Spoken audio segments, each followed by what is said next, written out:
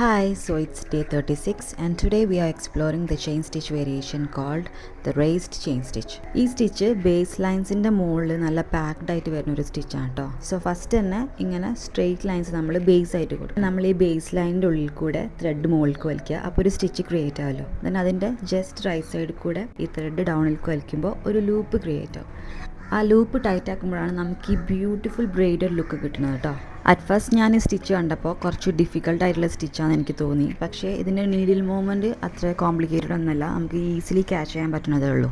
ഈ സ്റ്റിച്ച് നല്ലൊരു bold and raised ലുക്കുള്ള ഒരു സ്റ്റിച്ചാണ് കേട്ടോ. സോ ടെക്സ്ചേർഡ് ആയിട്ടുള്ള ഡിസൈൻസ് ഒക്കെ ചെയ്യുമ്പോൾ നമുക്ക് ഈ സ്റ്റിച്ച് ഓപ്റ്റ് ചെയ്യാം. ആൻഡ് ഇതൊരു ബ്യൂട്ടിഫുൾ 3D എഫക്റ്റ് തരുന്ന ഒരു സ്റ്റിച്ചും കൂടിയാണ് കേട്ടോ. ആൻഡ് താഴെ നമ്മൾ കൊടുക്കുന്ന ആ ബേസ് ലൈൻസിൻ്റെ ഗ്യാപ്പ് യൂണിഫോം ആക്കാൻ നോക്കാം കേട്ടോ. എന്നാലേ നമ്മളെ സ്റ്റിച്ച് നല്ല യൂണിഫോം ആയിട്ട് കിട്ടുള്ളൂ. ആൻഡ് ടുമോറോ ഈ സെയിം സ്റ്റിച്ച് നമുക്കൊരു ഫ്ലവറിൽ ചെയ്ത് വെക്കാം. So stay tuned.